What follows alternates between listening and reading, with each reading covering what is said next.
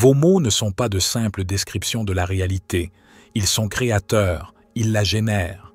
Chaque phrase que vous prononcez possède un pouvoir immense, agissant comme un sort qui remodèle votre monde au niveau quantique, dicte à votre biologie, programme votre avenir et altère la chimie de votre cerveau.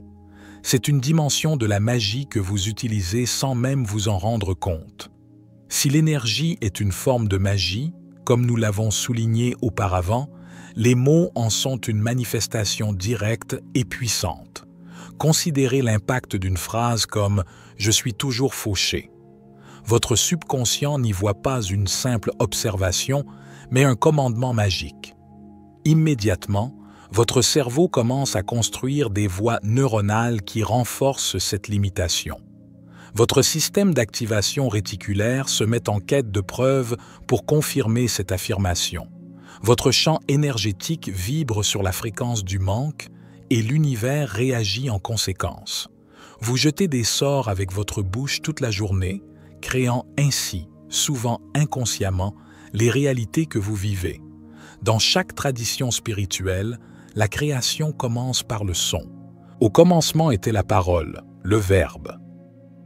Le son sanskrit « Om » vibre l'existence en étant, ce qu'il considère comme le nom de Dieu ou ce que nous appelons le tout. Mais c'est plus que de la simple mystique ancienne, même si les mystiques avaient et ont la compréhension la plus claire.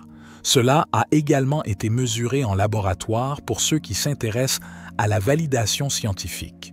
Les chercheurs du HeartMath Institute ont enregistré comment la parole positive par rapport à la parole négative modifie le champ électromagnétique de votre cœur. Ces champs s'étendent sur plusieurs mètres au-delà de votre corps, affectant tout le monde autour de vous. Ainsi, en parlant, vous ne vous contentez pas de jeter des sorts sur vous-même. Vous diffusez également cette magie, cette influence vibratoire à toutes les personnes à proximité. La plupart des gens ne voient pas que l'écart entre ce que la civilisation moderne appelle parler de manière réaliste et ce que les traditions anciennes appelaient sorts n'existe pas. Ils sont identiques. Essayez cette expérience tout de suite. Dites « Je suis plein d'énergie » 10 fois avec une intensité croissante. Sentez ce qui se passe dans votre corps.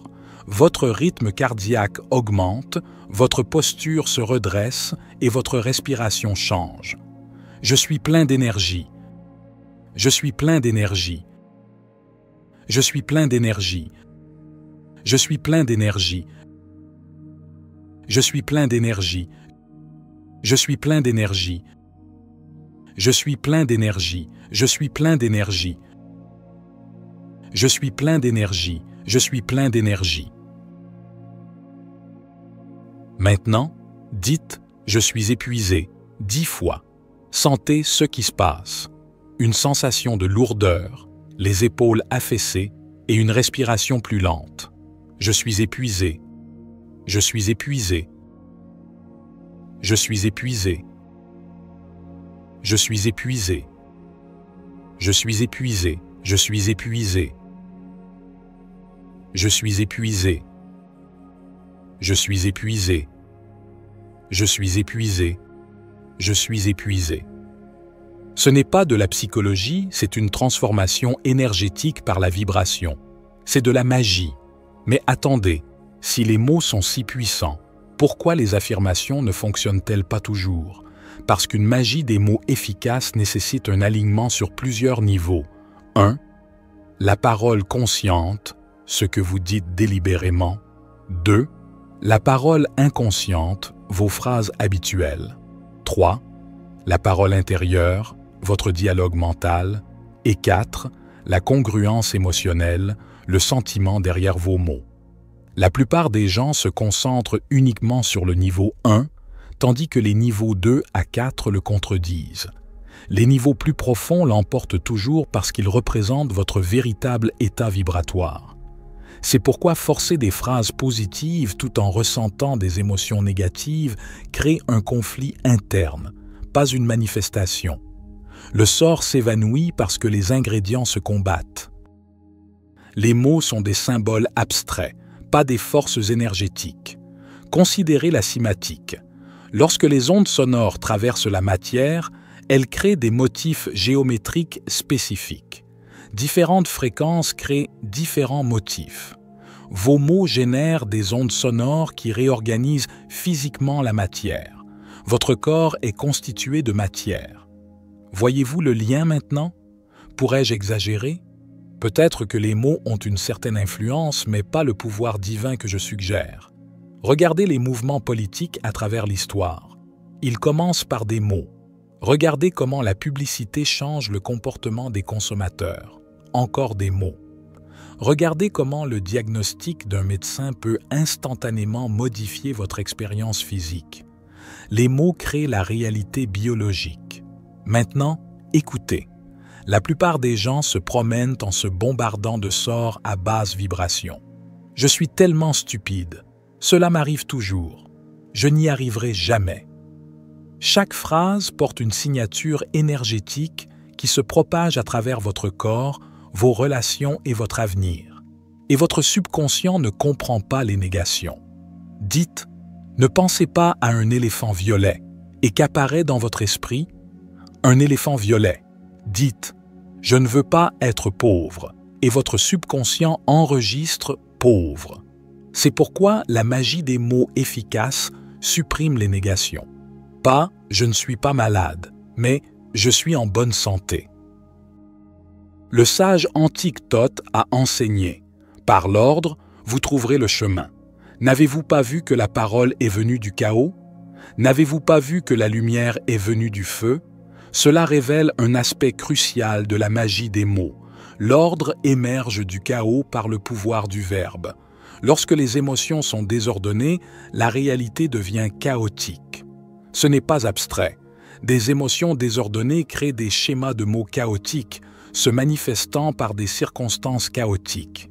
Commentez ci-dessous avec une phrase négative que vous utilisez couramment et que vous réalisez maintenant qu'elle pourrait fonctionner comme une automalédiction. La prise de conscience est la première étape pour briser ces sorts inconscients. Mais j'entends certains d'entre vous penser « Cela ressemble à blâmer la victime ».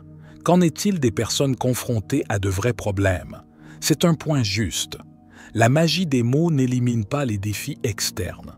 Cependant, les schémas de parole influencent considérablement la façon dont nous percevons, réagissons et, finalement, transformons ces défis. C'est difficile, mais je suis capable, crée une réponse neurologique et énergétique différente de « c'est impossible ». Pourtant, il y a une couche plus profonde à cela. Parfois, le silence a plus de pouvoir que la parole. Comme Thoth l'a également enseigné, plongez d'abord profondément dans le silence, jusqu'à ce qu'enfin vous soyez libéré du désir de parler. Dans le silence, vainquez par le silence la servitude des mots. Une parole excessive dissipe l'énergie. Un silence stratégique la conserve et la concentre. Voici une technique pratique pour récupérer votre pouvoir de parole. L'audit magique. Pendant une journée, notez chaque phrase significative que vous prononcez. Examinez-les comme s'il s'agissait de sorts à la fin de la journée. Demandez-vous, quelle réalité suis-je en train de créer avec ces mots? La plupart des gens sont choqués lorsqu'ils voient leurs schémas verbaux documentés. Ils n'avaient aucune idée du nombre de sorts dommageables qu'ils jetaient quotidiennement. Mais sûrement, certaines personnes sont naturellement des orateurs positifs, tandis que d'autres sont naturellement négatifs. N'est-ce pas une question de personnalité plutôt que de magie? Ce que nous appelons personnalité est une accumulation de schémas de pensée et de paroles habituelles, ce que Sadhguru appelle des « impressions ». Ceux-ci peuvent être transformés par une pratique consciente. Votre personnalité n'est pas figée, à moins que vous ne croyiez au sort qui dit qu'elle l'est. La vérité fondamentale, votre bouche est une baguette magique. Votre intention est le pouvoir derrière elle. Votre conscience est ce qui la dirige. Chaque condition dans votre vie en ce moment a été en partie créée par vos mots. Ce n'est pas un reproche, c'est du pouvoir. Si vos mots ont contribué à créer cette réalité, ils peuvent en créer une différente, une que vous désirez vraiment au plus profond de votre cœur. Mais il ne s'agit pas de forcer une positivité incessante. Parfois, le sort le plus puissant est la vérité brute. Je me sens mal, peut être plus magiquement efficace qu'un « ça va » forcé quand ce n'est pas ça. Le premier ouvre un chemin vers la transformation. Le second renforce la tromperie. La magie n'est pas une question de positivité, c'est une question d'alignement. La croissance passe par le fait d'affronter l'obscurité intérieure et de la transmuter en lumière. Cela s'applique directement à vos schémas de mots. La première étape n'est pas les affirmations positives, c'est de prendre conscience des sorts dommageables que vous jetez déjà. Commencez à remarquer les conséquences de vos sorts verbaux. Faites attention à ceux qui suivent vos phrases habituelles. La preuve est déjà tout autour de vous. La vérité ne se trouve pas dans ces concepts, elle se trouve dans votre expérience directe avec votre propre parole.